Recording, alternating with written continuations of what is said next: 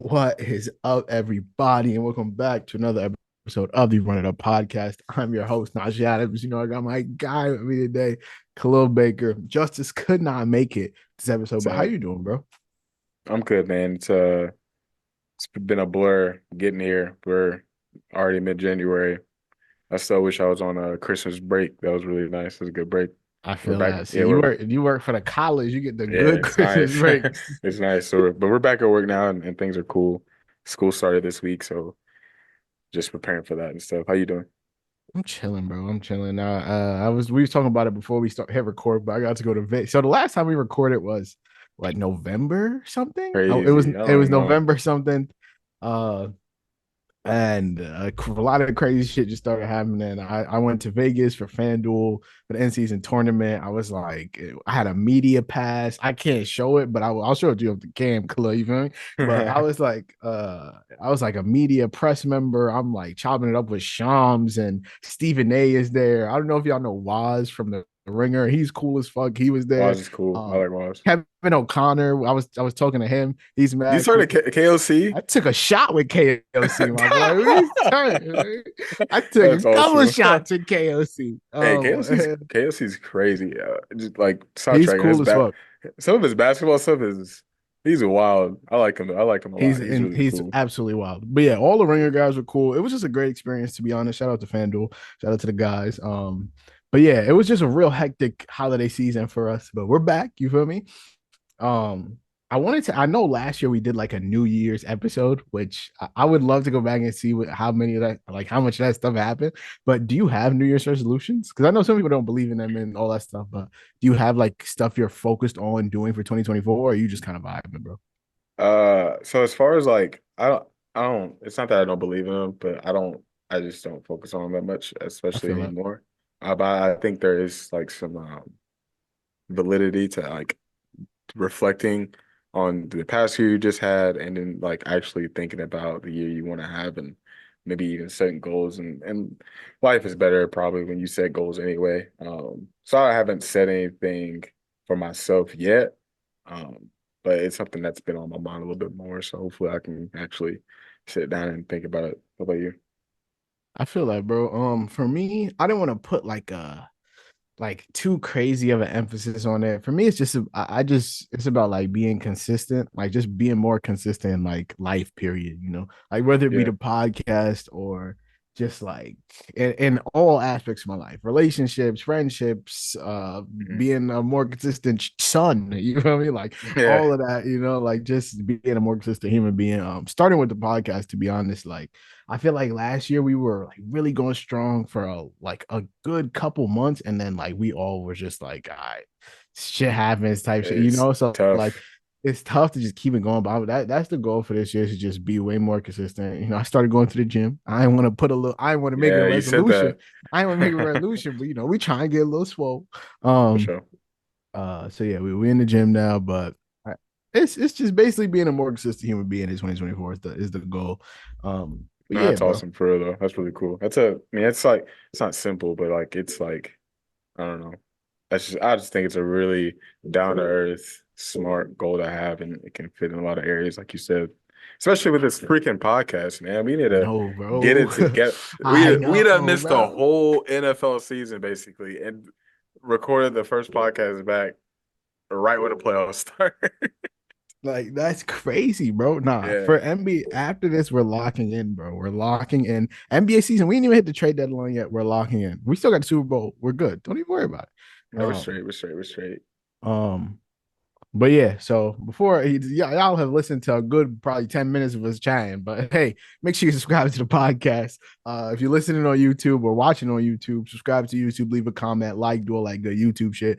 Find us on Spotify, Apple Podcasts, wherever you get your podcasts. Run It Up Pod. Follow us on Twitter at Run It Up Pod. Follow us on TikTok at the Run It Up Podcast. We're gonna start posting more TikToks. Basically, every episode we trying to get at least 4 or 5 TikToks out of that. So y'all gonna see some more content on there. YouTube shorts, might as well post it up there too. Follow me on Twitter at Najee Adams _. I'm still calling it Twitter. I refuse to call it X. Follow Khalil on Twitter at below 44 and Justice on Twitter at JReed _. I want to say boom. And so, That's right. yeah, today on the agenda, we're talking all NFL. We are going to give three bold predictions for this NFL offseason since technically the regular season is over. Obviously, we're into the playoffs now, but we're going to give three bold predictions for the NFL offseason. I don't know how bold we're going to go, but three predictions, feel me? And then we're going to go through our picks for this weekend's Super Wildcard game. So, yeah, we might as well go ahead and get on into it. I didn't do song of the week. Almost forgot. You maybe it's been a couple months. I'll just go ahead and knock it out. My song of the week is a throwback. It came out in 2023, but like still a throwback. It's by Burna Boy and Byron Messiah. It's Taliban's too. It's a great song. I don't know if you've ever Never heard heard it. of it. Mm-mm. It's an incredible song. Burna Boy he's a legend. But yeah, both of our songs of the week will be in the description. I can't play them anymore, but I wish I could because it's a great song. But go check it out if you haven't heard it. It's pretty popular. What's yours, Khalil? He played on TikTok. I don't know if we want to do that. It was just honestly just a question. Imagine we just having a little tip. We should do that. Have like a little music vibe on TikTok. I got two songs that come to mind. One is like really chill, but it's like a whole different genre, and one's like pretty recent that just came out. I'm gonna do the other song. It's called "Make It With You." It's by Bread. It's a really sweet, chill I've missed this song. so much.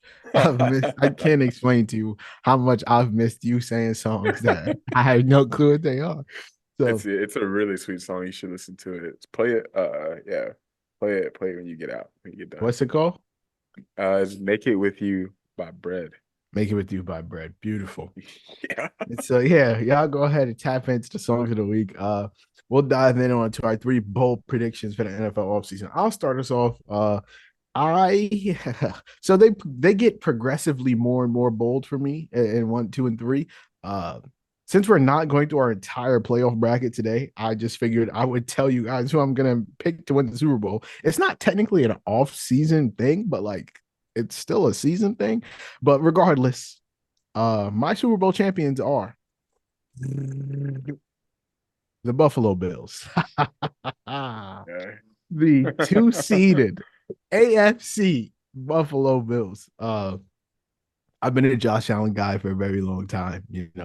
They have the very best record in the NFL against playoff teams, against other playoff teams at least. I believe they are 5-1 or something like that. I could pull it up right now, but I'm going off the dome. So 5-1 is what we're gonna go with. And I don't know. I think their biggest competition is they have a cupcake week one matchup. I mean, wild card matchup. You really think it's a Second round, cupcake matchup? I do, brother. You really think so? I do think that's a Man, cupcake matchup, it's the especially Steelers, they bro. missing their best defender, brother. I'm And not then, disrespecting the Steelers ever. I do oh, not I'm care. disrespecting them. I'm disrespecting them. Not They anymore, shouldn't at even least. be I in the used to. playoffs, man. It's If like Trevor it's like Lawrence the can handle his business, it's like the NFL is Miami Heat, man. I'm not disrespecting. I respect that. I respect that's a great comparison to be honest, but I'm gonna go ahead and disrespect them for real. I'm gonna say cupcake matchup. Second round they might play the Chiefs or the Dolphins. I'll be honest, I like them in either game. They beat both those teams this year, and then in the conference chip, I would imagine they play the Ravens. Um, and then it comes.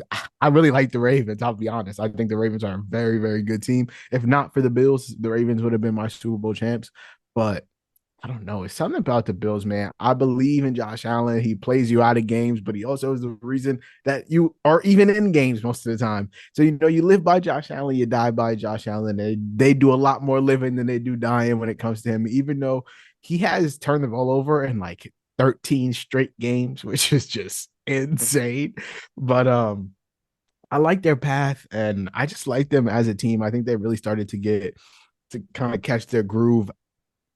It just so coincidentally after the offensive coordinator got fired, I don't think everything was on him, to be honest. I think the Bills just kind of started clicking after that, whatever it might be. Uh, and so, yeah, that's my first bold prediction. Bills win the Super Bowl. Yeah, I don't. I definitely see a path for the Bills getting to the championship, conference championship for sure. Playing against a team like the Ravens. You said mentioned it playing against the Chiefs and the Dolphins already in the season. They've always been a tough matchup for the Chiefs. Always have been, and then kind of embarrassed the Dolphins even at some different points. So I definitely see a road to where they can get there. I just kind of have some trouble with it to an extent, but I see the vision. Feel I me? I see had it. to, it's bold though. Keep in mind, it's the bold You're one. right. You're It's right. the You're right. bold. I see the vision. So what you got for me? My first prediction is so we kind of talked about it right before starting to record. The coaching carousel is probably the craziest it's ever been, Mm-hmm. craziest coaching carousel I've ever seen. And it can go in a lot of different directions. It's kind of hard to guess where people are gonna go, and some dominoes need to kind of fall a certain way. You even got college coaches who can come into the equation that can really shake things up. But there is a plethora of NFL coaches who are legitimate and can really land in any situation. Like, you got multiple candidates who can really land anywhere and it work out pretty well. So it's really hard to predict right now. But I don't think we're done yet exactly when it comes to um, there being available coaches and then also being available teams who need a new coach. So I think Mm. after this weekend, we can maybe see maybe 1 to 2 positions open up. But one of those positions think has a really good chance in opening up is the Dallas Cowboys position. And I think Ooh. I think there's a legitimate shot that McCarthy is out of there. I think he has improved a whole lot. I think he has exceeded expectations, especially becoming the play caller and really taking over the offense. We've seen Dak have his best year. We've seen them really find themselves in the passing game and really come together that way. The defense has had its weeks too, but I think they're still at a point where they are stagnant, especially when we get to playoff time. I think they're going to have a hard time still getting over that hump, getting to where they want to be.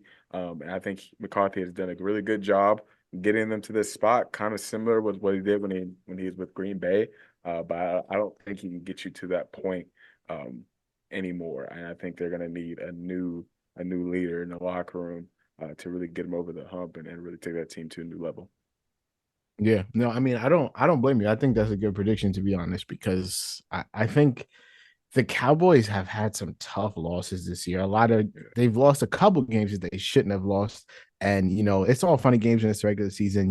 The life goes on. You play a game the next week, but you lose a game you're not supposed to lose in the playoffs after a pretty dominant offensive season. And like decisions have to be made. Like we can't keep doing the same thing we're doing. Like something has to be done. And the easiest thing to do for Jerry Jones is bring a new head coach in, because you're not getting rid of Dak after the year he had. Had the Cowboys not lost a couple of those games they should have won, Dak very well could be MVP. He has the numbers to back it up.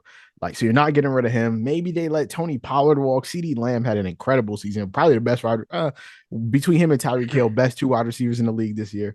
And I haven't been, I got to take an L on my CeeDee Lamb takes, because I definitely said that I don't think he'd be a wide receiver one. So, I will take the L. That boy is nice. But yeah, I don't blame you for that. I think that the Cowboys, I think both NFC playoff teams could be looking for NFC East playoff teams Yeah. could be looking for new head coaches, to be honest, if things don't go well this weekend. But yeah, I mean that kind of brings me to my next thing. Me, not even a bold prediction, but something I just wanted to run by you. Me and you, currently Seahawks and Titans fans. Shout out to Yeah. Justice too, my little Panthers fan. All three of us looking for head coaches. Ours is rumored to be maybe Dan Quinn, the front runner, current Dallas Cowboys DC, That's definitely happening. former Seattle Seahawks coach, former Atlanta Falcons head coach, the man famously known for blowing the lead to Tom Brady. So gotta have that as my coach. And yeah, I mean, to be honest, the Dan Quinn thing. When I tweeted it originally, I was like, no, 100% do not want it. And then I started looking into, I wouldn't My be gosh, talked himself into extremely that. mad, I wouldn't be that mad. I didn't realize how good of a like off like what do I want to say, a staff builder Dan Quinn has been. Who gave Kyle Shanahan his first shot? Dan Quinn, baby. And obviously that's turned out well. He's built a great staff over the years. And so maybe he's not my number one pick. He's not my top five picks, but I would be okay if he came here. I wanted to ask you though, out of all the head coaching gigs, Falcons, Commanders, Raiders, Seahawks, Chargers, Patriots, Titans, and Panthers, if you were a head coach, which would be the most attractive job to you? Like all those teams call your phone, which team do you want to be head coach of? Man, so that honestly is a tough question, and a part of me doesn't want to just go stick with the Titans just because that's my hometown or home Mm-hmm. team. Like it's difficult that way, and each team, most not each team, but most teams have something to really like sell you on the job. Like Chargers, obviously, you have Justin Herbert.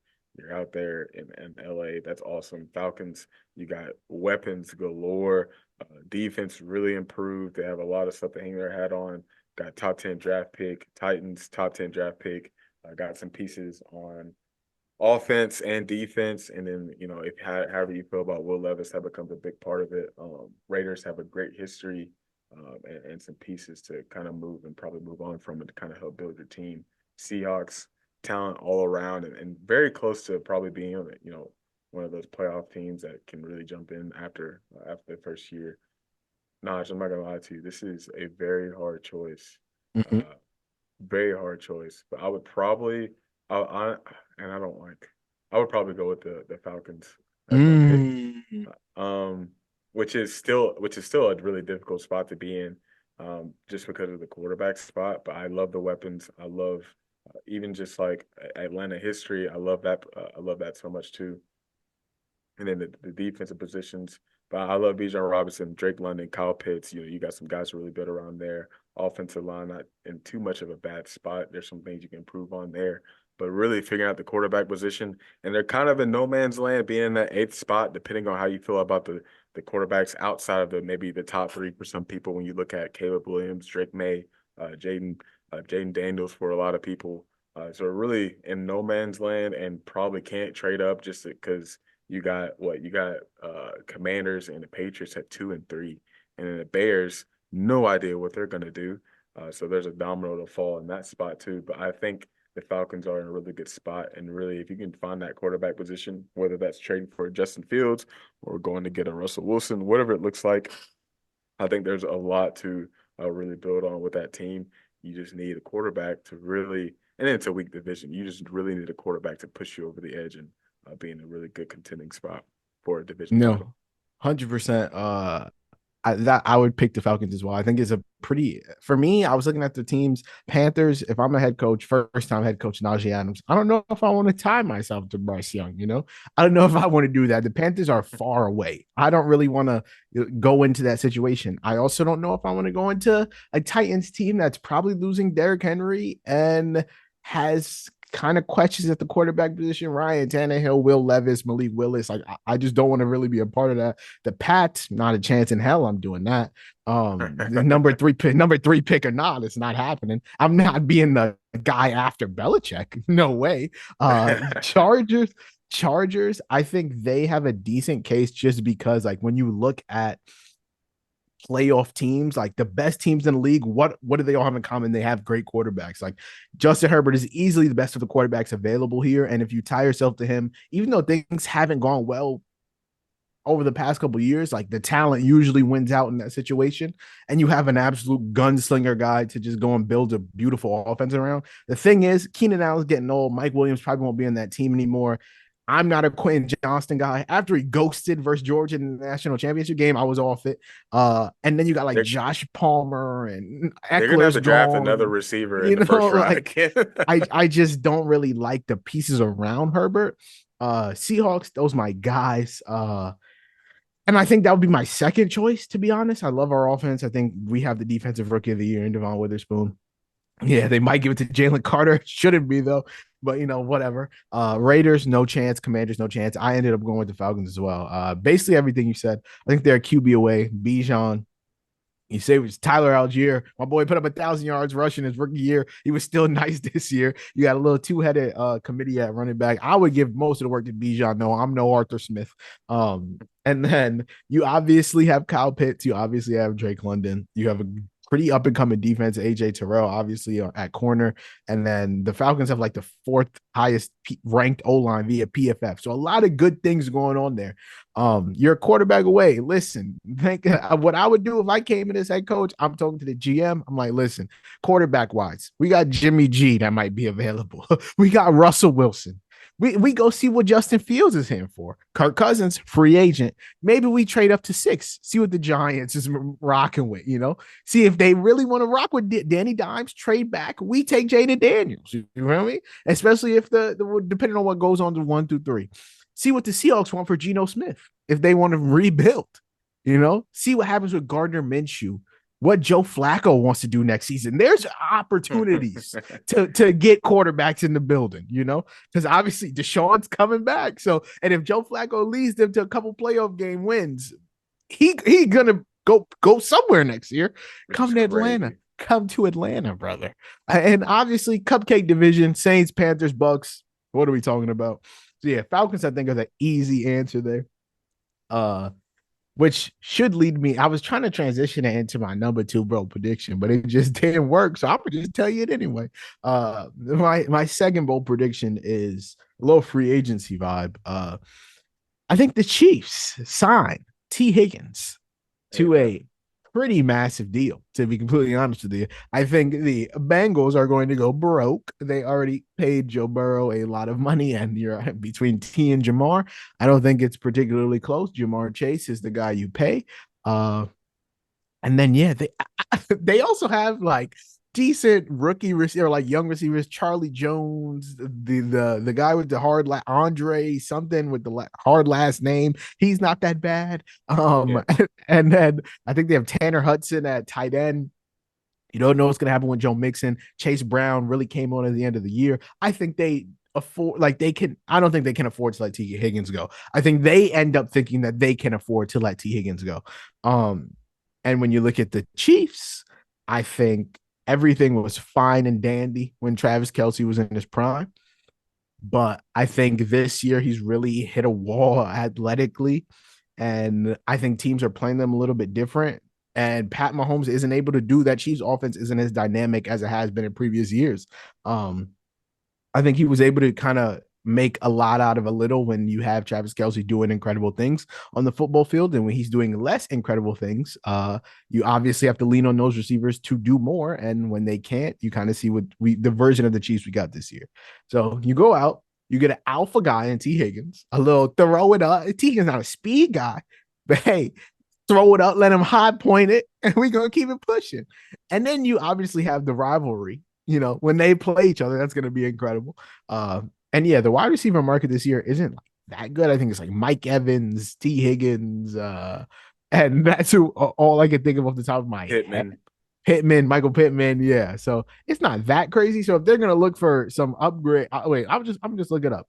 NFL wide receiver free agents. Mike Evans, Pittman, T. Higgins. Yeah, Odell, like Odell, Tyler Boyd, Kendrick Bourne, DJ Chark, Marquise Brown, Calvin Ridley. Those are 2 that I didn't say. I think Marquise Brown actually kind of fits the whole, speedster, Tyreek Hill shape of a guy, but I don't know. Him and Kyler seem pretty close. Maybe he comes back. Regardless, I think the Chiefs go for a wide receiver this offseason. I'm gonna shoot my shot and say it's T. Higgins. That's fair. I don't like it, by the way. Titans desperately need a receiver, and T. Higgins is someone that's on my radar. And in the Titans fan base, he's on their radar too. Not sure what they're gonna do. Probably won't happen just because with the Titans, I guess it depends on new leadership, which we just got last season, and then also who is the coach that's coming in. And I have no idea what that's gonna look like. I'm a little nervous about it, honestly. But we're all requesting all the right people, so I'm trying to get off the Titans here. But I would love for T. Higgins to end up in Tennessee, but it's probably going to be like a Mike Evans or a Pittman or neither 3 of them, but someone like. Are you out on Treylon Burks? Not completely. He looks like a different guy than what he came out in the draft. He's been super injury prone. I think he's been heavier since he's come out. Even this year, maybe being a little bit bulkier, maybe needing to come down a little bit off the weight. just so he can move a little bit better. He was kind of a guy that can do a lot after the catch, even do some stuff in the run game if you need him to. And we just haven't seen that. But he's also been injured pretty consistently too. But he's one of my favorite receivers coming out. And it was really cool to see the Titans get him, even if it meant trading away AJ Brown, which obviously since that happened, everything went downhill. I'm sorry. I'm like super. Yeah, I'm sorry, dude. Like it's been a tough season. It's been tough, but I love Traylon Burks, and I just don't think you can go another year hoping he takes that leap. Because of course Hopkins is older now, and he had a really good season for us, but he's just not the same guy even then too. Yeah. And our offense desperately needs some help, weapons wise. And if you're gonna have a year two quarterback, you need to get him some more help too. So Beautiful. hopefully we can get something Yeah, cracking. hopefully you can get something popping. Drop Yeah, your I mean, second bold prediction to me. and then real quick, we got a top 10 pick, so like hopefully, I You don't do. know. Yeah, so it really depends on how the top 10 falls, but either it's going to be a tackle or it's going to be a receiver. I'm a I like big both Malik of them. Neighbors guy. Yeah, LSU, he's Malik not Neighbors. he's not falling to seven, but You don't it'd be think? Oh, you I guys don't have think he's 7? pretty sure. Yeah, we got seven. Damn, you don't think Dude, Neighbors was a if he 7? That's fall if he falls past five, the Chargers, oh, good which point. Good point. Great point. Great point. and then maybe even then they take another tackle and then they go to get a receiver. The receiver class is super deep. The I haven't Giants gotten also don't have a great receiver. So yeah, so it's but they also need some help too. I don't they know. also So need a quarterback. So. yeah, they need a few things. But the receiver class is super deep. So even then, you take your tackle in the top 10, go get a really good receiver still at the later half of the first round, early second round. So it really just depends.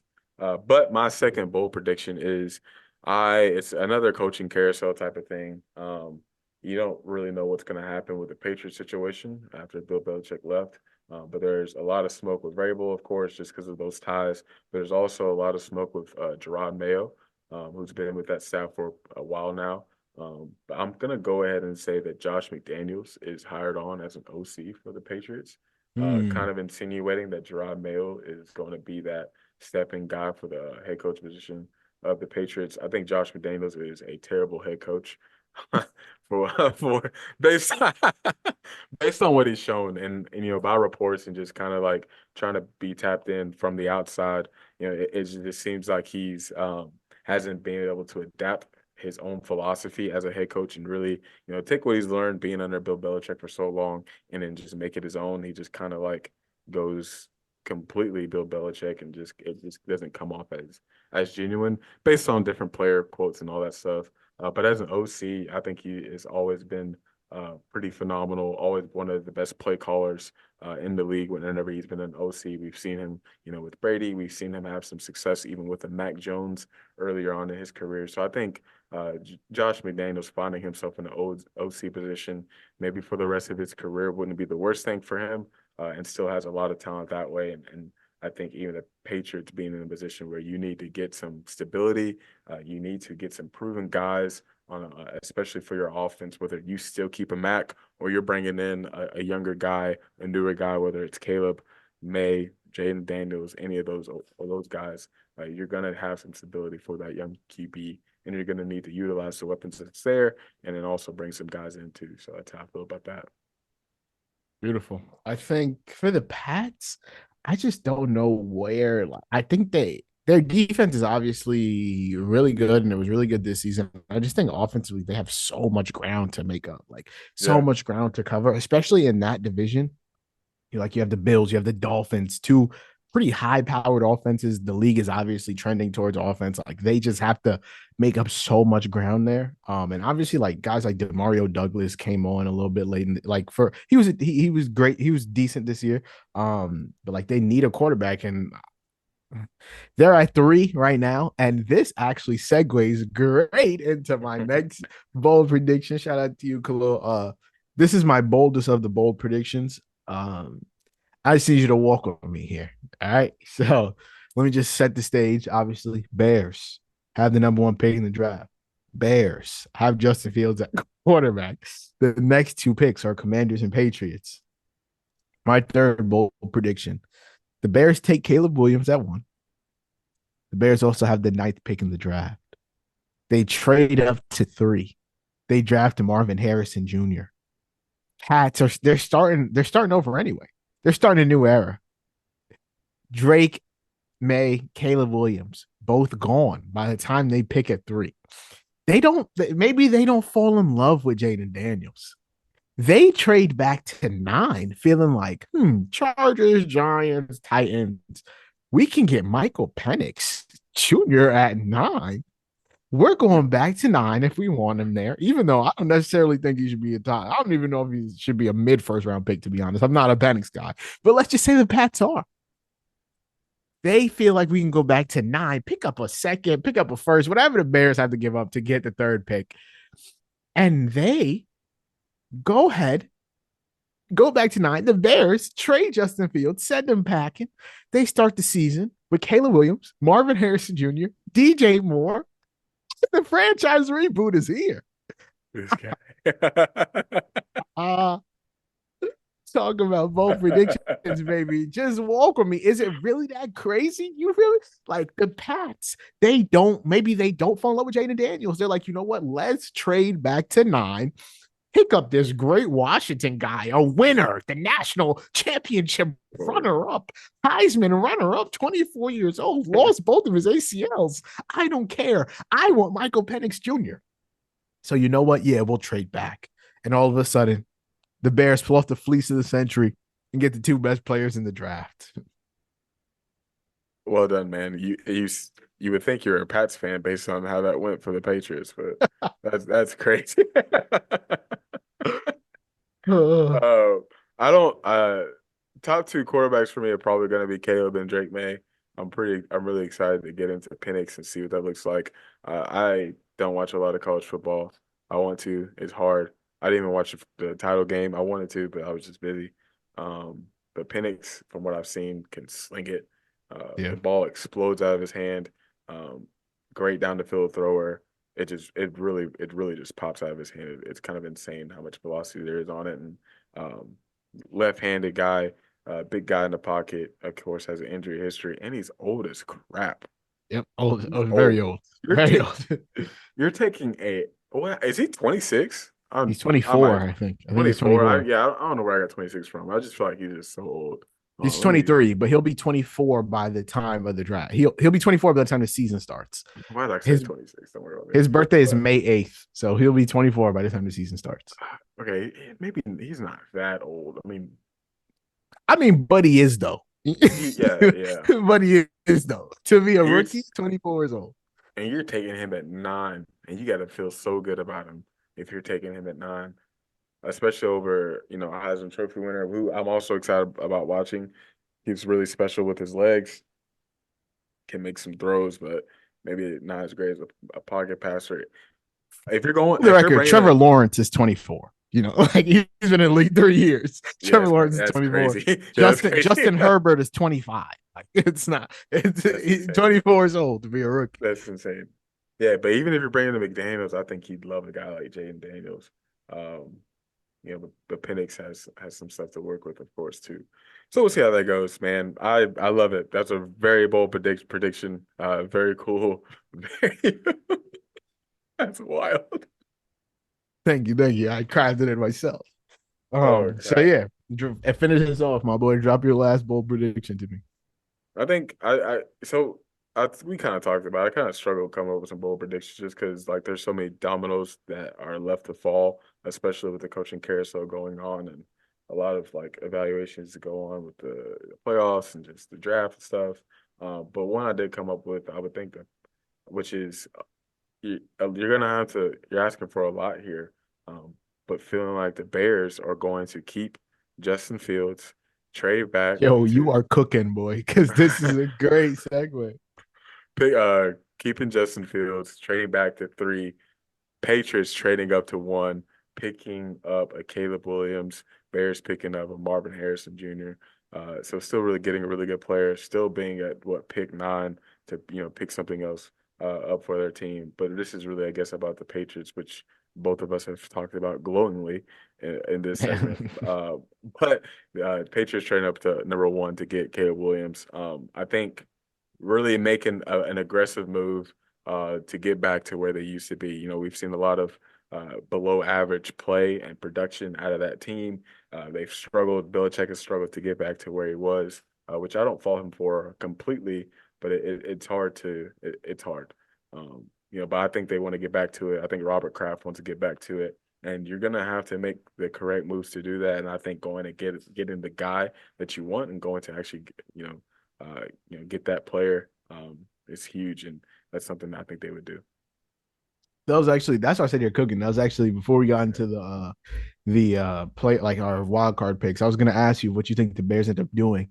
And granted that was a bold prediction, so I want to confirm. Do you actually think that I think Ryan Poles and the Bears have done a pretty good job being vague about what they do, keeping Fields' value as high as it could go and keeping the number one pick's value as high as it could be. Because if you obviously say, no, we're keeping Fields, the value, you don't have much leverage in trading the first pick because they're like, you're not going to start a QB battle when you already said you're keeping your guy. And then if you Yeah. say you're trading Fields, his value goes down the shitter. So I think Ryan Poles and the Bears have done a pretty decent job keeping it vague. But what do you think they end up doing?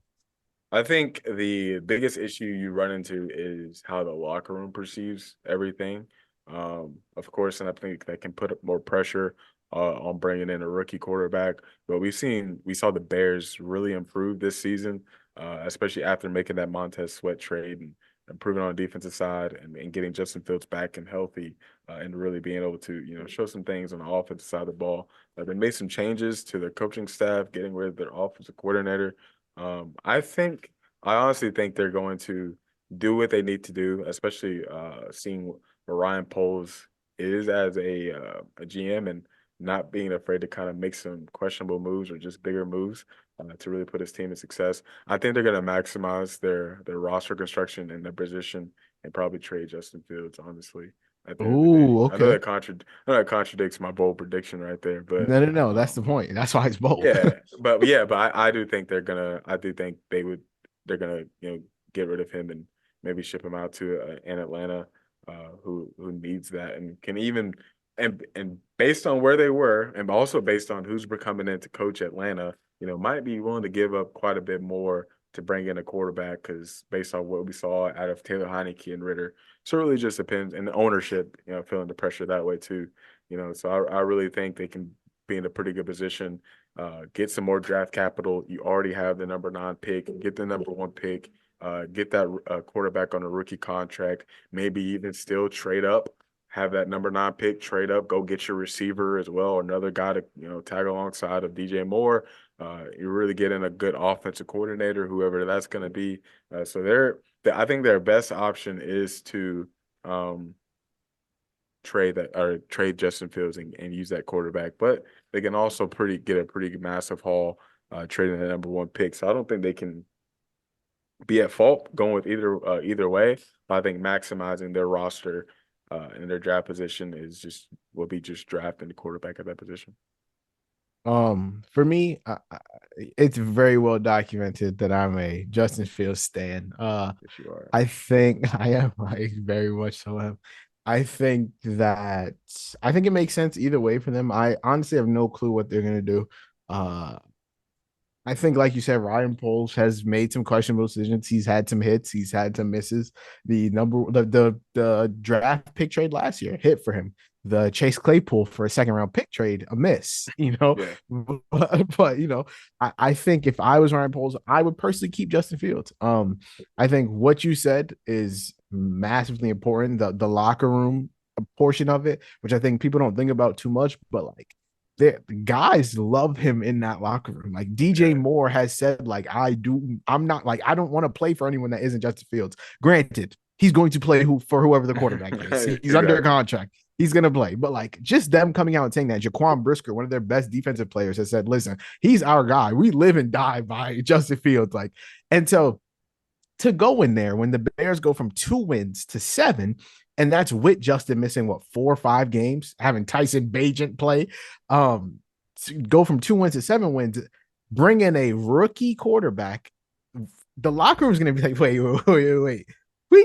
we were 2 wins away from the playoffs, and now we gotta see if Caleb Williams is gonna be CJ Stroud or if he's gonna be, like take some time to get us there. A lot of Zach those guys Wilson. don't want to wait. You feel me? Or maybe not even Zach Wilson, but just like not be great immediately. Like if the Bears win 7 games again next year with Caleb Williams, the guys in that locker room are going to consider that a failure. Granted, if they do win 7 games again with Justin Fields, it'll also be a failure. But at least they came into that season thinking like, all right, we could win 15, we could win 10. 15 is crazy. We could win 10, So the locker room thing is big. I think the thing that people also bring up is like the fifth year option, having to pay him eventually. Listen, I think the whole 50-year option thing is a little bit blown out of proportion. I also think that like if you take Caleb Williams and he's the guy you think he's gonna be, like you also are gonna have to end up paying Caleb Williams. I was looking at the last number one pick to win the Super Bowl. Do you know who it is? It's 2009 Matt Stafford, brother. Number one, and that wasn't even on the Lions. That was after years of pain, never playing a playoff game in Detroit. It's not like number one picks are just coming in here, winning Super Bowls, taking the league over. Granted, Joe Burrow went to the Super Bowl, didn't win, but he did go to the Super Bowl. Trevor Lawrence, listen, man, the Steelers are in the Rough. playoffs because he couldn't get the job done. So I'm not going to sit here and feel like Caleb Williams is this end all. Trevor Lawrence is a can't miss prospect. There were people saying that Trevor Lawrence was the greatest college quarterback prospect of all time. And look how that's translated to the NFL. He's by no means a bust. He's by no means bad. But if you're telling me he's the greatest college prospect of all time, I expect way more than what we've gotten so far. So for me, Justin Fields, he's proven that he can play in the NFL. I'm sorry, granted, the record isn't amazing. He has some turnover problems, but like he's one of the most dynamic quarterbacks in the league. Yes. And then the whole rookie, like, oh, they have to build this team around his rookie while he's on his rookie deal. There's been 6 quarterbacks since 1994 to win a Super Bowl in their rookie deal. Tom Brady, the greatest quarterback of all time. So he's already an outlier. Like, let's toss him out. Big Ben in 2005, Eli in 2007. Cool. Russell Wilson in 2013, who had one of the greatest defenses to ever play in the NFL, the Legion of Boom, thank you very much. Carson Wentz in 2017, who didn't even play in the Super Bowl. That's the Nick Foles game. And Pat Mahomes, who is the most talented quarterback of all time. So another outlier. Like, it's not like teams are just winning Super Bowls on quarterbacks rookie deals. Like, that's not what's going on in the NFL. Joe Burrow, they didn't win nothing in his rookie deal, and then they paid him. Jalen Hurts, Eagles did win nothing in his rookie deal. Then they paid him. Lamar Jackson, Ravens won nothing in his rookie deal. And then they paid him. And now look, hey, all these guys still in the playoffs, all still good teams. It's not like that's the end all be all. Like, let's stop that. They were 4-2 in their last 6 with Fields off the injury. And what did he have to play with other than DJ Moore? Equinemius St. Brown and Tyler Scott, like, and Darnell Mooney. Like, I'm sorry. I just think he's proven enough to be their quarterback. Go trade down to 3, make the Patriots get you a haul, take Marvin Harrison Jr. and keep it pushing. That's personally what I would do. I understand the Caleb Williams type. I do. He's insanely good, but like, I like me some Justin Fields. Yeah. Justin Fields is great. And the only thing that's going to correct that locker room thing is if they draft a guy at number 1, like Caleb, Drake, whatever it's going to be. Like, that guy's like the guy shows up and really wins over the locker room. That's all. It's going to correct it, that, of course. But like, I don't know, man. And I get your point about the 6 quarterbacks on the rookie contract type of thing too. But it also gives you that opportunity to build up that roster and really funnel the correct amount of money and pieces into it. But yeah, I get both sides of it, and I can't fault them either way they go. But yeah, I can't either. Yeah, but there is a ceiling, I guess, to both of it. It feels like, or to both sides, or a higher ceiling for the contract, rookie contract type of thing. But it depends. You got to do the job at the end of the day, and that's what I'm saying. Like, that's hey, brother, you get paid the big bucks. You got to make a big decision. Like, this is a franchise altering decision. Like, this is the fork in the road. Like, if you trade that number 1 pick and Caleb Williams does end up being a Pat Mahomes type of guy, winning 2 Super Bowls in his first, 7 years, being the best quarterback in the league. And Justin Fields just like even if Justin Fields is a top 12 borderline guy, that's an L, you know? Yeah. And if you trade Justin and take Caleb, and Caleb ends up being kind of mid, and Justin ends up balling for the Falcons, that's an L. So like you really have to take a lot of stuff into account. So I can't wait to see what they do. Stressful. And yeah, the Bears are in a really tough spot, but also a really great spot. I'm sure a lot of teams. Hey, if the Seahawks had 1-9, I would be happy. I would not. I would be happy. But Yeah, a lot of stress, but man, it's a good position. Better yeah, than being at 7. exactly. So yeah, we had 16 and got nothing to show for it. Didn't even make the playoffs. But yeah, so we're gonna go ahead and dive into our wild card picks for this weekend. Starting us off, Browns versus Texans. Khalil, who you got? Who you got winning this game? Tell me why. Man, I love CJ Stroud so much, and I tweeted something. I think it was Nate Trice, I believe, who posted that throw. Posted a lot of really cool throws and just stuff from his film watch. But he was in the pocket. CJ Stroud was trying to escape it, ran back, kind of ran forward, was on his he was kind of like jumping up in the air. He's on his back foot though, and it was like 5-7 yards, from the line of scrimmage, and just throws a dart out to the sideline. And it's just one of the craziest throws I've ever seen. Like it just shouldn't be that easy for a guy. And what we saw in film of him coming out was kind of there, but I think somehow he's taken another step, in his maturation and his throwing and his processing just as a quarterback. When he at any time, I guess after the preseason, I love CJ Stroud. He's been great.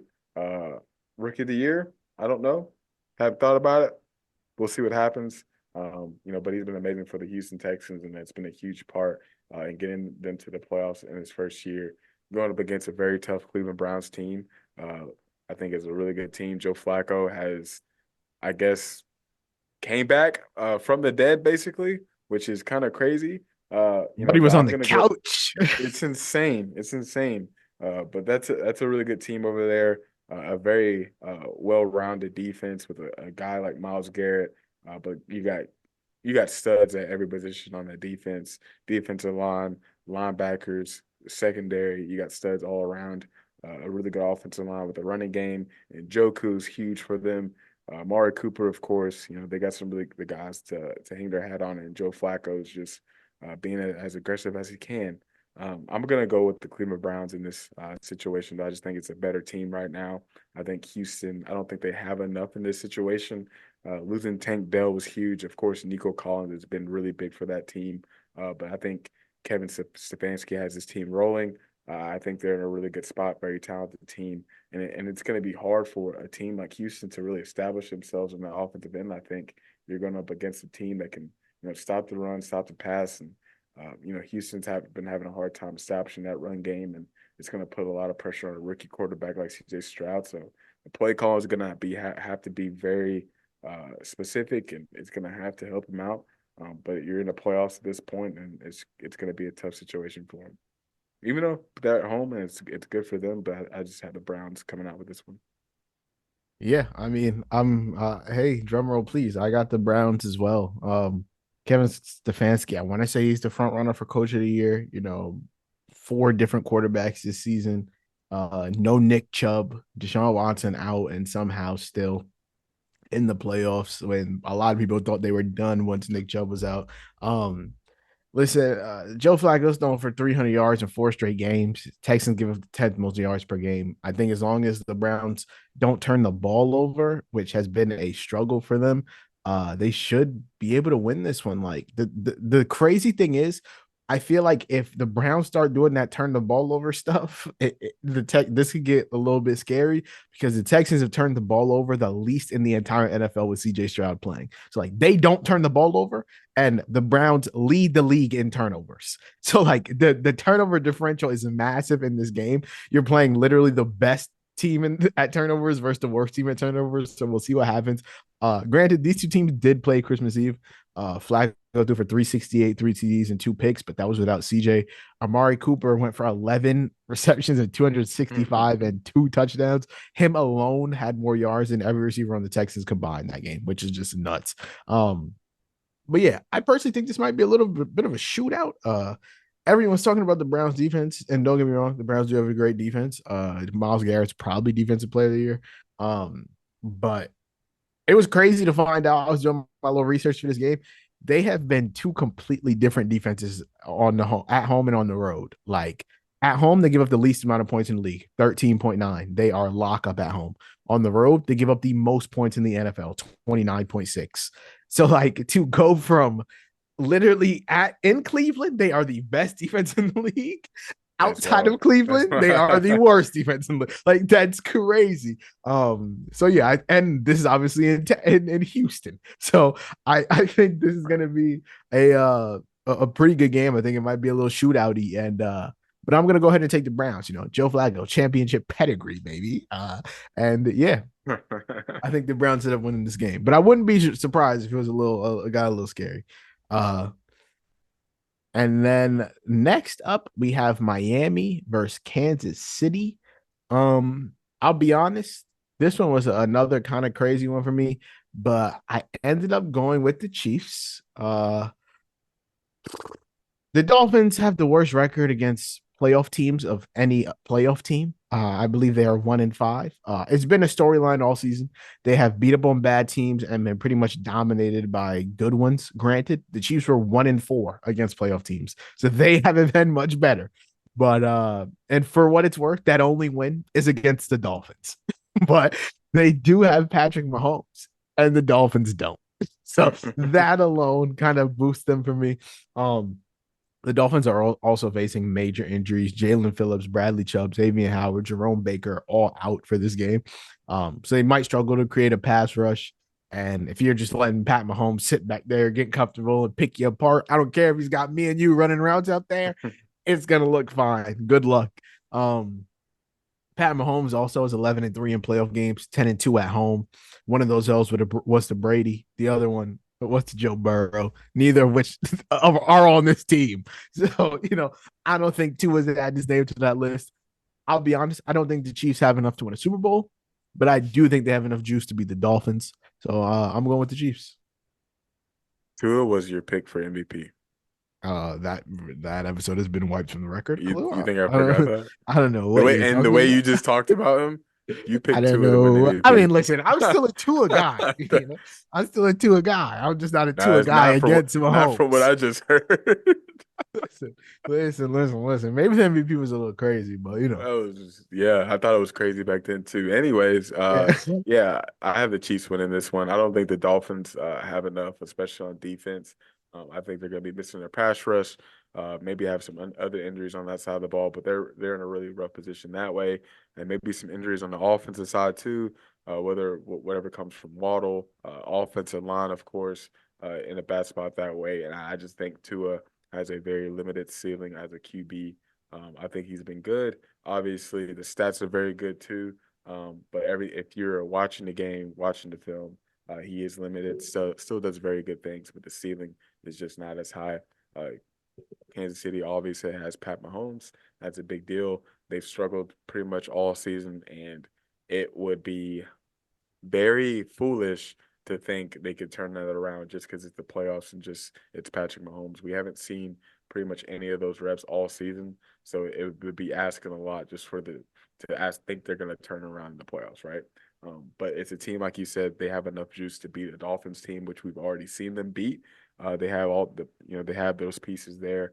I think they'll be fine going into this weekend, going up against the Dolphins team. Had a really good game plan against the Dolphins last time to really, put pressure on Tyreek Hill. And again, we know we're probably going to get out to so we'll see what happens with this Dolphins team. I think the run game is going to be pivotal for them. Being patient with that and really putting the ball in their playmakers' hands because that run game, obviously, just in football, is going to open everything else up for you. But with a team like that, it can really open things up, especially if you're trying to get the ball into Tyreek Hill's hands and take pressure off that game plan that the Chiefs had for him last time. So we'll see how it goes. But I had the Boom. Chiefs. So far, we're 2 for 2, baby. Going on to Steelers versus Bills. Um, Talk to me, Khalil. Who you got here? I obviously called the Bills. I think I said they had a cupcake matchup. Yeah, So, I do not think this is a cupcake matchup. The Steelers are the Steelers. We've seen them in some tough games. They can play in any type of weather. We've seen them, really show up. Mason Rudolph has been really good. Surprisingly, they have found their run game. Their offense has improved since getting Canada out of there. We've really seen, that two-headed monster, Najee Harris and Jalen Warren, really show up big for them. Of course, Watt being out is going to be huge for that defense. But I think Tom has a way to get his guys ready, and they do have some really good depth on that side of the ball when it comes to the defensive side. So, but that being said, though, I do think the Bills are going to win the game. I do have and the there we Bills. have it. I do have the Bills get beating the Steelers. I think the Bills have found just enough on the offensive side. Their defense has improved quite a bit, since having all those injuries. But they also have Josh Allen, the better quarterback. I don't think he's still a guy you win because of, even though he can put you in some dangerous situations. But they found different ways to get different guys involved on that side of the ball, and have found a nice recipe there. I don't think they need to stick with a Joe Brady after the season, but he's done well for what they've needed after getting rid of Dorsey. So I do have the Bills winning this game, but I don't think it's going to be a blowout to say the least at all. So That makes us 3 for 3 because I also have the Bills winning the game. Basically for everything you laid out. Steelers for me, Steelers probably shouldn't even be in the playoffs, to be honest. The only reason they are in the playoffs is because you guys beat the Jags. So shout out to the Titans, got a good little win. never But understood yeah, it. they were counting on other teams to get them in the playoffs. It's Mason Rudolph versus Josh Allen. TJ Watt's not playing. I don't want to overthink it. Mason Rudolph, Josh Allen, Bill Steelers. As long as Josh Allen doesn't have a Josh Allen bad play them out the game. I think this should be a W. Sell out, stop the run, stop Najee Harris, stop Jalen Warren, make Mason Rudolph beat you, and try to see if he can make something happen. Granted, he's been okay for the past couple weeks, but playoff football is a little bit different, brother. So I'm gonna go ahead and take the Bills. And that leads us into Cowboys versus Packers. This was a very, very tough one for me. Um, like you said, I think if the Cowboys lose this game, Mike McCarthy's probably done in Dallas. Uh, but I did end up going with the Cowboys. I think it's going to be a really good game. I think the Packers have looked like a different team with the healthy Aaron Jones. I think he's rushed for 100 yards in like 3 straight games. Even though in the past 4 weeks they've given up 30 points to the Bucs and the Panthers, but hey, they locked up the Vikings and the Bears in the last couple weeks, and that's all that matters. Somehow. So that's all that matters. Um, Ultimately, I just think the Cowboys are the better team. CeeDee Lamb, he looks unstoppable. Like I said earlier, if not for a couple ugly losses at the end of the season, I think Dak Prescott would have a real MVP case. He has the numbers for it. I think this is a sink or swim game for Mike McCarthy, and I think they're gonna end up winning this one. To be honest, so I take the Cowboys here. I am taking the Green Bay Packers to beat the Dallas Mm, Cowboys. okay, I I'm not I'm mad pretty at it. I was yeah, going I'm back and forth. it's a tough one. Of course, Dallas has shown themselves a lot during the season and have had some really impressive wins. And there's been also been times where they've beaten teams that could match up with them. Of course, I do worry about Green Bay's defense. You don't know what you're going to get. That fan base hates Joe Barry with all their heart, and even if the Green Bay Packers lose, there's a good chance he's out of there. But even if they win, they're hoping he's still out of there. But I love Jordan Love. I think he's been really he's been so good this season. He's had some hiccups here and there, but he's really improved, especially in the second half. Even leading a very young offense, honestly, the receiver room, tight ends. Of course, he had Aaron Jones back, which has been huge for that team, and has given them some extra juice and kind of diversified their their play calling and their playbook a little bit. LaFleur has been so good as well, even since he's gotten in Green Bay, just dealing with all types of adversity. But I think Green Bay has kind of hit a stride. Dallas, I think we're gonna really need to see some big plays from their star players, key players. especially in huge moments, and they're really gonna be a big part of this game plan for them. But I'm gonna go with Green Bay Packers to get the win out and edge out the Cowboys. Yeah, no, I don't think it's a bad pick whatsoever. When I was trying to pick it, I vividly remembered last season we did this, and the Cowboys were playing the Bucs in the wild card, and everyone was like, "Oh my God, the Cowboys, Tom Brady, Tom Brady," and It's then rough. they dominated the Bucs.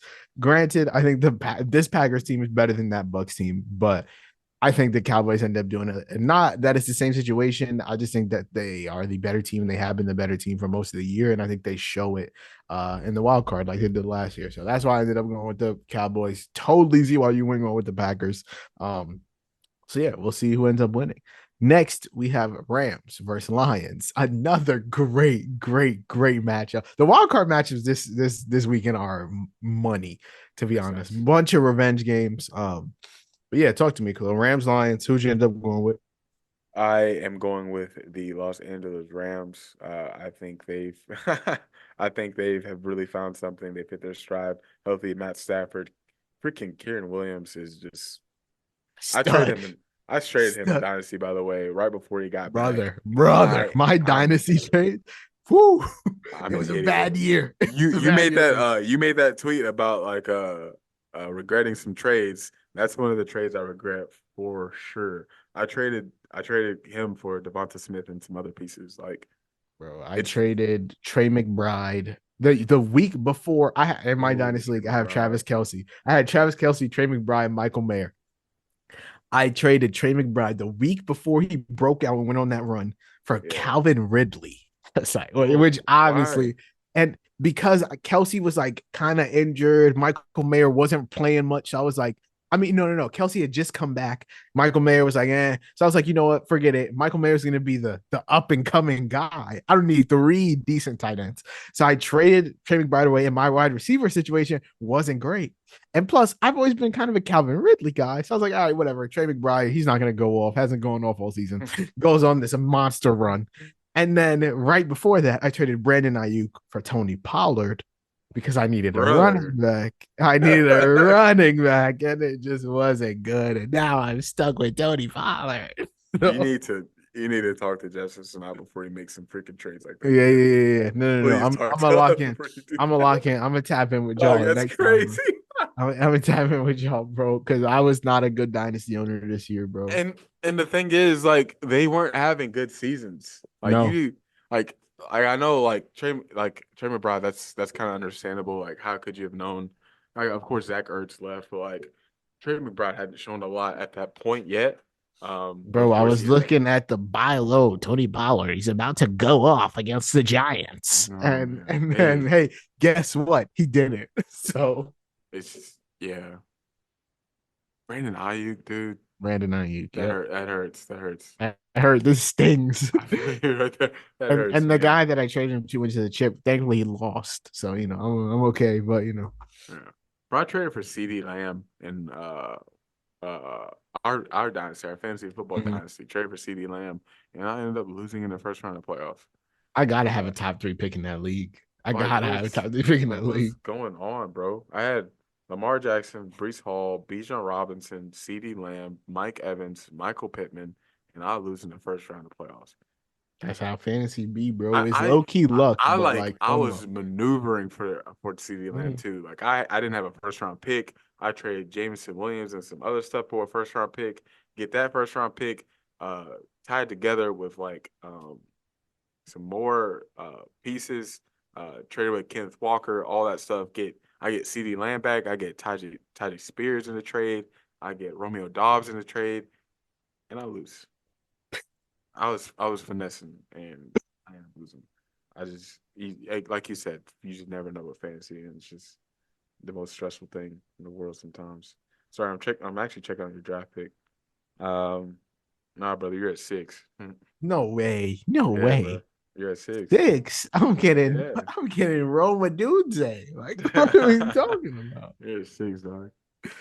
All right. Talk to me, Rams. You picked the Rams. Oh, I picked the Rams. I think I love the Lions. Jameer Gibbs is one of my favorite players in the league. I own him in most of my uh, fantasy leagues, I think, or my dynasty leagues. Big Jahmyr Gibbs fan, but I think that Rams team has been so good. Sean McVay has put on a master class this entire season from a coaching standpoint. Healthy Matt Stafford, you got Nakua to deal with now. You got Cooper Cup. You cannot, you can't double both of those guys, and they're just like a crazy tandem going on. And we talked about Kieran Williams and what he's doing for that game or for that offense. I just think the Rams are hitting their stride, and they have the better quarterback. Of course, you look at Jared Goff; he struggled a lot, especially when you got to midseason and after that. I think he has kind of lost a little bit of his confidence and his rhythm in his offense, and they've had to take some pressure off of him. So they've been kind of inconsistent that way. And you're going up against a Sean McVay, which they obviously have a lot of history with Jared Goff and that relationship. And I just don't think it's a great matchup for a Jared Goff, and especially being in the playoffs. Of course, they're going to play Detroit at home, so that says a lot too. But I'm gonna go with the better quarterback, better coach, better team in this situation. Boom. We're back on track because I'm also picking the Los Angeles Rams to beat the Detroit Lions. Dan Campbell thought it was a genius idea to go out and play his full team in a meaningless game in week 18. Ended up losing Sam Laporta. And granted, he said he might play with a knee brace or whatever, but like he's not going to be the same guy. Absolutely no reason to go out and try your hardest to win that game. You weren't going to be the 2 seed. I'm sorry. Like, and then now, hey, look, guess what? Your stud rookie tight end chalked. So, great job on Dan Campbell. I'm taking the Rams championship pedigree. They have the better coach, like you said, the better quarterback. Kyron looks amazing. The best rookie wide receiver in NFL history by the numbers. Like, it's It's crazy. crazy. Breaking Calvin Johnson's record. Uh, Lions did go 12-5. So like they have had a great season. Granted, it was in a division where the next best team had 9 wins with a QB on his first season as a starter. They almost lost to the Bears twice, did lose to them once, and the Vikings lost their QB1 to an Achilles. So wasn't crazy schedule wise for the Lions. Whereas the Rams had 10 wins in the NFC West, again playing against the 49ers. Obviously studs, the Seattle Seahawks, who can never count us out of a game, and the Arizona Cardinals, who were playing without their quarterback for half the season, and then somehow beat the Eagles and Cowboys. So it was a tough. NFC West is still tough, but yeah, bro, I'm taking the Rams. I think Matt Stafford is going to be insanely locked in. Detroit playoff game, finally. All those fans finally coming back there. I think that's going to be a great game, and yeah, I'm taking the Rams. There's something to be said. Like the Lions are still a young team. They have not proven anything to us yet. There's something to be said about a team that has gone to a Super Bowl, who has won a Super Bowl, who has played in early February. And I'm gonna take Sean McVay and the Rams to show that to us this weekend. So boom. And then last matchup we have Eagles versus Bucs. Uh, Listen, man. I said 2 NFC East coaches could be fired at the end of the weekend. And so that tells you where I'm going. I'm picking Baker Mayfield and the Bucs to send the Super Bowl last season Eagles packing in the wild card round. No team has finished the season 1-5 and won a playoff game since 2000. I don't know why. I think the Eagles team is going to be the team to break their trend. Like it's not like this Eagles team has shown me anything crazy all season. They were 5-4 on the road this season with losses to both New York teams. So the Giants and the Jets both packed them up. Um, their pass rush has been basically non-existent for the past couple weeks. Their secondary has been bad all season. This defense has been literally broken. This team has been broken. The Bucs have won 5 out of 6. The Eagles have lost 5 out of 6. So like they're coming into this game on completely different trajectories. The Bucs are heading up. The Eagles are plummeting down. It's not a small sample size. They haven't really been dominant all season. They've shown us who they are. And I think the Bucs end up taking the Eagles out here at home in Tampa Bay. And now, granted, this could be like Cowboys Bucs last year, but I'm gonna go ahead and say that this Eagles team is not doing that. So yeah, I'm taking the Bucs. What about you? I think we've seen a very struggling Eagles team this season. for different reasons. I talked about it before getting on the podcast, but just coordinators being a huge issue for them. Not being the same as a Steichen and a Gannon. Of course, not being bad, just not being at the level they are as play callers and guys who can really put together a game plan that has answers that can really cover up mistakes and weaknesses of a team. And we've seen, this Eagle team exposed in a few different ways. I don't think health has been on their side completely this season, whether it's been Slay, whether it's been Hurts. Guys like Smith getting banged up now, Goddard being banged up at different points of the season. Whatever it's been, though, it's been a rough hand that's been dealt to them, and they're trying to get things together. They're saying some of the right things. They're being honest. They're taking pressure off their coaching staff in the press conferences. Even at some point saying they checked to something at the end of the game on the last play, and it was their fault and not the coaching staff's fault. And they're out there making those plays. Like, those are the players at the end of the day. It's all about the players on the field, of course. But I don't think their coaching staff has exactly put them in the best position. And of course, I love Sirianni. We talked about it a lot. I think he's a really good coach. He's perfect for Philly. It's just he's had a bad year. His team's had a bad year, and he's had a bad year with hiring coordinators. He even tried to make a switch defensive coordinator, putting Patricia in, and it's somehow gotten worse. But of course, that defense is a little overrated. They're older on the defensive side of the ball, but also a little bit younger in some spots where they really need some guys to step up. The pass rush is overrated. Linebackers are pretty much, like you said, you mentioned earlier with the pass rush, but the linebackers are pretty much not even there. Even try to bring in, what is it, Shaq Leonard? They even Yeah, try to bring Shaq in, Leonard. yeah, and but he's not who he used to be, so it's not really worked out for him that way. And in the offensive side of the ball, not having a lot of answers. Jalen Hurts not being the same guy, and him struggling to running game not being there as much. I think Tampa Bay is the team that's going to match up with them in the trenches, and it's also a team on offense where Baker Mayfield has had a really good season. Mike Evans has been huge. You still got Chris Godwin, of course. White has been really nice for them too. So I think it's a team that can really make things hard for Philly. Stopping that run game, putting pressure on them there. Philly hasn't been the same in the run game, and then also, in the air, I think they can really expose that defense and make it difficult for them. So I got Tampa Bay Buccaneers over the Eagles here. Boom.